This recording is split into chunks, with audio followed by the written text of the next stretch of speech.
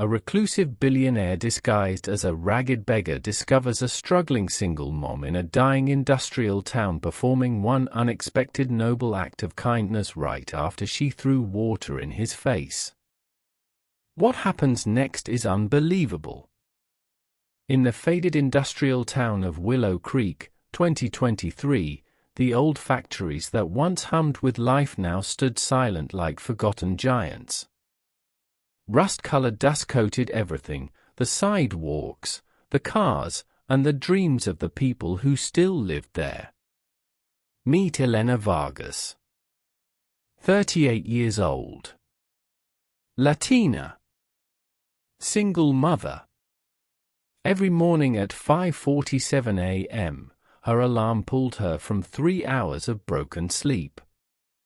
She'd kiss her 16-year-old daughter Grace on the forehead, careful not to wake her, then slip into the same faded blue dealership polo she'd worn for 6 years. The business had belonged to her late husband Marco. Now it was barely clinging to life, drowning under crushing debt and empty showrooms.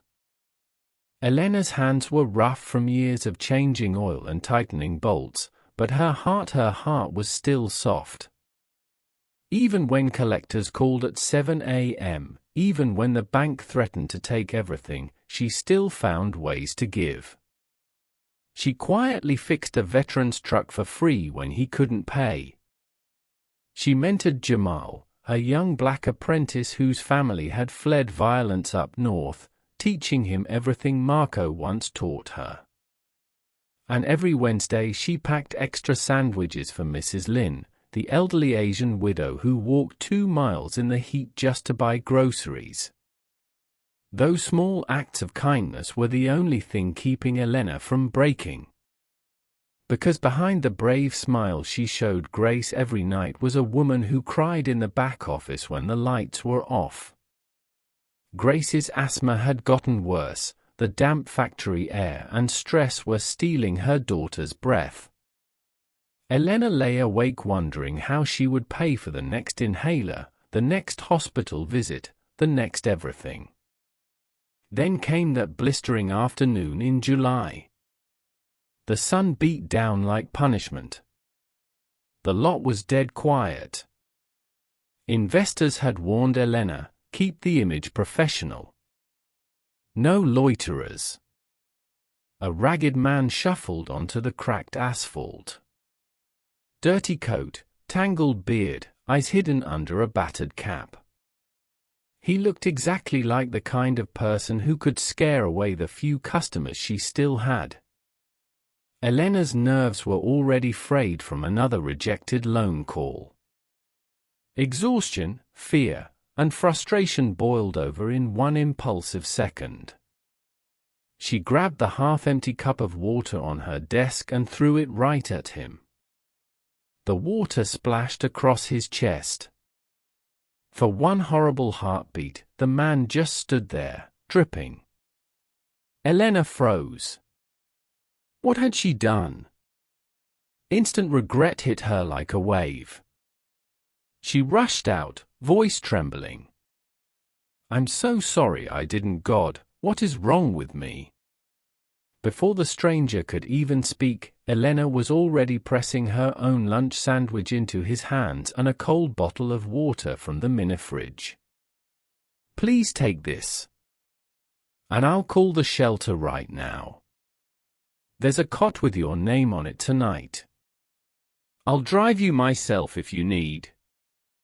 She never imagined, not for a single second, that this soaked, silent stranger was Thomas Reed. The reclusive billionaire who had grown up in this very town. The man who had come back in disguise to see if any kindness still existed in the place that once broke his family. Elena stood frozen on the cracked asphalt, heart hammering. The stranger hadn't yelled. He hadn't even flinched much. He just looked at her, really looked, with eyes that seemed older than the town itself. I'm so sorry, she repeated, voice cracking. That was awful. I've had the worst week, the worst year, and I took it out on you.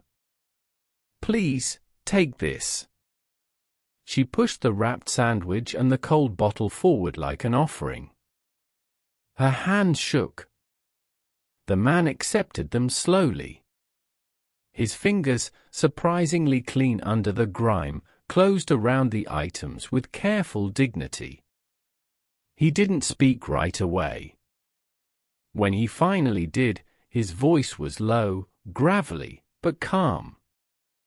"You're not the first person to want me gone. Won't be the last."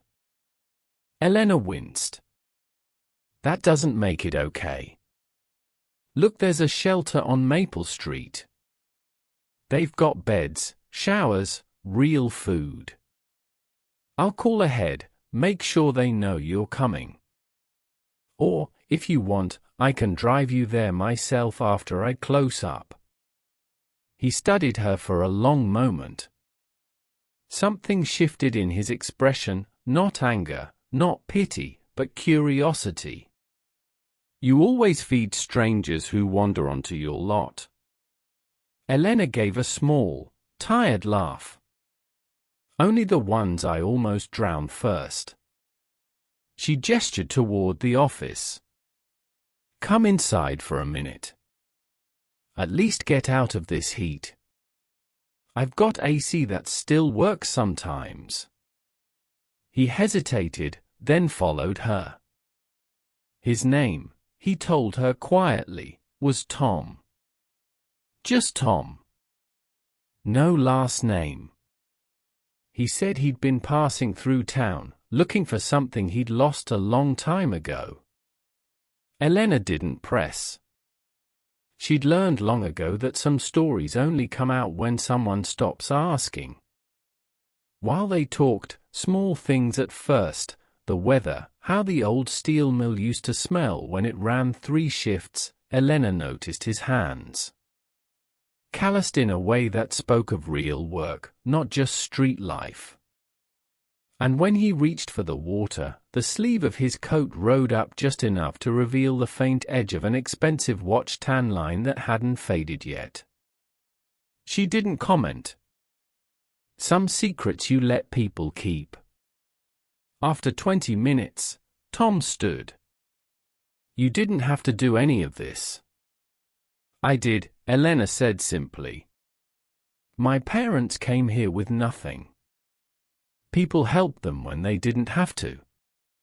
I try to pay that forward even when I mess it up first." Tom looked at her, really looked again. "Most people would have just called the cops. Or pretended I wasn't there." Elena shrugged, eyes dropping to the desk. "Most people aren't trying to keep this place alive for their kid." A beat of silence. "Your daughter?" he asked softly. "Grace. 16. Asthma's been bad lately. The inhalers cost more every month." Elena's voice cracked on the last word. She cleared her throat quickly. "Anyway.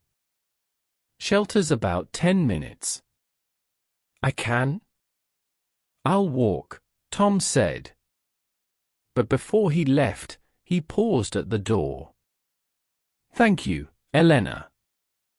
For the sandwich. For the sorry. For seeing me." She managed a small smile. "Come back if you need anything. Doors always open even if I'm having a terrible day." He gave the tiniest nod, almost imperceptible, and stepped back into the heat. What Elena didn't know, couldn't have known, was that Tom was Thomas Reed. The same Thomas Reed who had left Willow Creek at 19 after his father drank himself to death and the town turned its back on his grieving mother. He'd built a quiet fortune in tech and real estate, never once coming home until now. He had come disguised to test one simple question: had this town, had humanity, lost every last drop of kindness? And in one messy, imperfect moment, Elena Vargas had answered, "Not yet." Over the next few days, small things began to shift. Jamal, Elena's apprentice, noticed how tired she looked after that afternoon. Without being asked, he stayed late one evening and completely rebuilt Mrs. Lynn's ancient Corolla's brakes, for free. When the elderly woman tried to pay him with the last $20 in her purse, Jamal just smiled and said, "Miss Elena taught me better than that." Mrs. Lynn cried. Then she baked 3 trays of almond cookies and brought them to the dealership the next morning. Sergeant Hayes, the veteran Elena had quietly fixed a transmission for last winter, heard about the cookies. He went to his church group and quietly started a collection, not for Elena, but for Grace. By Friday they had enough for 3 months of inhalers and a new nebulizer. Elena didn't know any of this was happening. She was too busy trying not to cry every time the phone rang with another bill collector. But the ripples had already begun. One clumsy act of frustration. One honest apology. One sandwich. One bottle of water. And the town, without anyone planning it, started remembering how to care. Before we continue with this incredible journey, I spent countless hours researching and crafting this story to bring you something truly meaningful. If stories like this touch your heart and you want to see more acts of kindness that restore faith in humanity, please subscribe and hit the notification bell. It means the world to me and helps these important stories reach others who need to hear them. Now, let's see what happens next. The days after that awkward first meeting felt different. Not dramatically so. Not yet. But the air in the dealership carried a faint new lightness Elena couldn't quite name. Tom started showing up again. Not every day. Not predictably. He'd appear mid-morning or late afternoon, still in the same worn coat and cap, carrying nothing but a small paper bag. Sometimes he'd sit on the old bench outside the showroom and watch the occasional car pull in. Other times he'd wander into the service bay, nodding quietly while Jamal worked. Elena didn't ask why he kept coming back. She just started leaving an extra folding chair near the coffee station.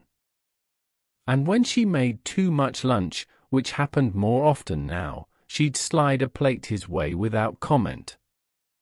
One humid Tuesday, Tom spoke more than usual. "You ever think about selling this place?" he asked, watching her wipe down a freshly detailed sedan. Elena laughed dryly. "Every single day. But then I remember Marco's signature is still on the title in my head. And Grace needs the insurance this job barely provides." She paused, rag in hand. "Besides, if I sell to the wrong people, they'll turn it into another chain tire shop. No heart. No second chances for kids like Jamal." Tom nodded slowly. "Heart's expensive." "It is," she agreed. "But it's the only thing that's kept us going." Grace was wary at first. "Mom, why's that guy always here?" "He's a friend," Elena answered carefully. "He's had a rough time. We're just being kind." Grace raised an eyebrow. "You threw water at him." Elena winced. "And I'll never forgive myself for that. But people deserve second chances. Even me." Over the next 2 weeks, the small connections grew roots. Tom helped Jamal diagnose an electrical short in a customer's old pickup, no charge, just quiet pointers. Jamal's eyes widened when the truck finally started perfectly. "You've done this before," Jamal said, half accusing, half awed. Tom shrugged. "Long time ago." Mrs. Lynn started dropping by with little foil containers of homemade dumplings. She'd pat Tom's arm like he was one of her own grandsons and say, "Eat." "Too skinny." Tom never refused. Sergeant Hayes brought coffee for the whole crew one morning and stayed to talk with Tom about the old steel mill days. Two men who'd both lost pieces of themselves in this town, finding common ground over styrofoam cups. Elena watched it all from the office doorway, a soft ache in her chest. For the first time in years, the dealership didn't feel like a sinking ship.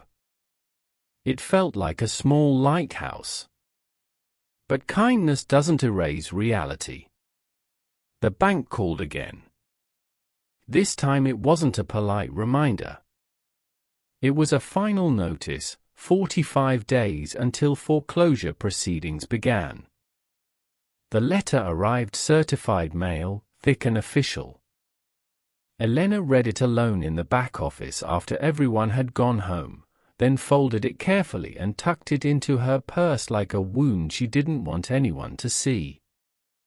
The next morning she arrived early, eyes red-rimmed. Tom was already there, sitting on the bench as if he'd never left. "You okay?" he asked quietly. She tried to smile. Failed. "Not really." He didn't push. Just sat with her in silence while the sun climbed. After a long minute, Elena spoke. "I don't know how to tell Grace we might lose everything. This place, it's all we have left of her dad. Of stability." Her voice broke. "I keep thinking if I just work harder, pray harder, give more, maybe it'll be enough. But it's not." Tom looked straight ahead. Sometimes the world doesn't reward the good ones first. Elena wiped her eyes quickly. "Then why bother being good?" He turned to her then, really looked at her. "Because someone has to remind the world it's still possible." That same afternoon, a slick-suited man from Pinnacle Auto Group arrived unannounced. He represented a regional chain looking to revitalize Willow Creek's commercial strip. Translation: bulldoze the independent lots and put up another cookie-cutter franchise. He handed Elena his card with a smile that didn't reach his eyes. "We're prepared to make a very generous offer. Cash. Quick close. You walk away with enough to start over somewhere easier." Elena stared at the card. The number was bigger than anything she'd seen in years. Enough to pay off the house. Enough for Grace's medical care. Enough to breathe.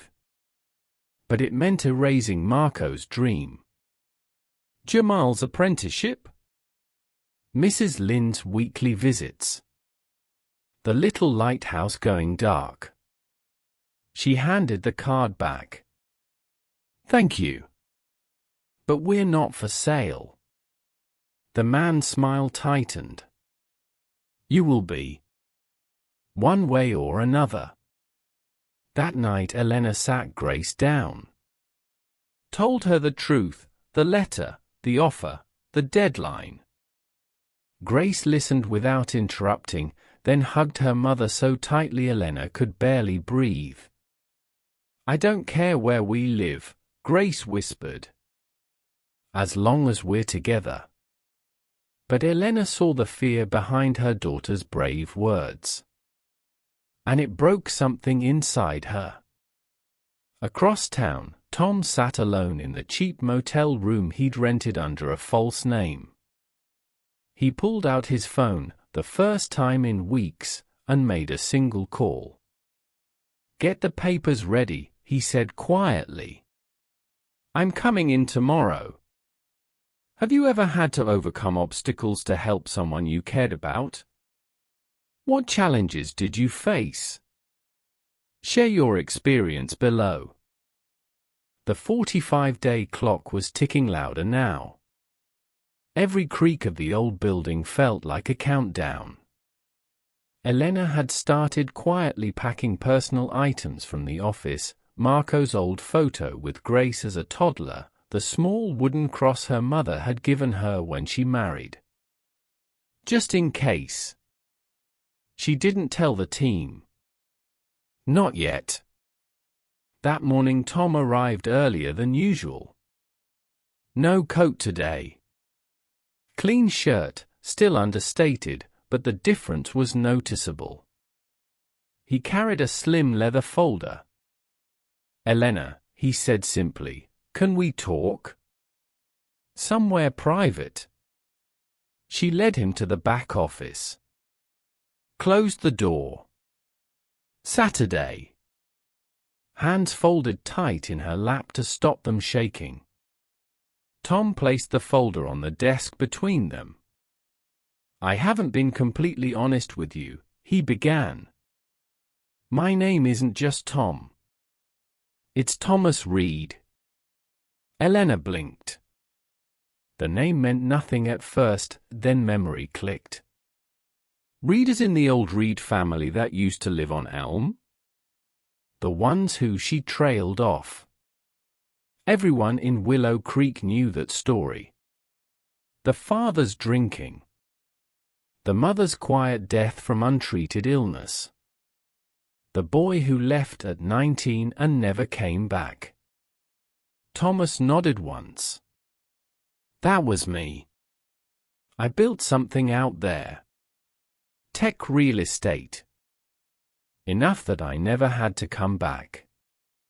Until I did." Elena stared. "Why?" "Because I needed to know if this town still had any kindness left in it. Or if it had all dried up like the riverbed behind the mill." He tapped the folder. "You answered that question the day you threw water at me and then spent the next 10 minutes trying to make it right." He opened the folder. Papers. A cashier's check. A purchase agreement. "I'm buying the dealership. Today. Full price. All debt cleared. Title transferred to a new entity, Willow Creek Community Auto Academy. Training program. Scholarships. Jobs for people who've been shut out. Veterans. Single parents. Kids like Jamal. Locals first." Elena's hand flew to her mouth. Tears welled instantly. You can't just." "I already did." Thomas slid the check across. The amount made her breath catch. "And there's more. Medical trust for Grace. Covered through college if she wants it. You keep your job, better salary, benefits. Or walk away with enough to start anywhere. Your choice." Elena stared at the papers, then at him. "Why me? Why now?" "Because you reminded me who I used to want to be," Thomas said quietly. "Before money made everything easier and colder. You saw a soaked stranger and still gave him your lunch. Most people would have walked away. You ran after him. Word spread like wildfire through a dry field. By afternoon the lot was full, not of customers, but of people. Mrs. Lynn arrived with 3 generations of family carrying trays of food. Sergeant Hayes brought the entire church choir, who sang Amazing Grace right there on the cracked asphalt. Jamal's mother, who rarely left the house since the move north, came in tears, hugging Elena like family. Grace stood beside her mother, eyes shining. "Mom, is this real?" Elena pulled her close. "It's real, baby. We're staying." Thomas didn't stay in the spotlight. He never wanted it. But later that night, when most people had gone home, Elena found him sitting on the same bench where he'd first waited. She sat beside him. "Thank you doesn't feel big enough," she said. "It's enough," he answered. "More than enough." A long, comfortable silence.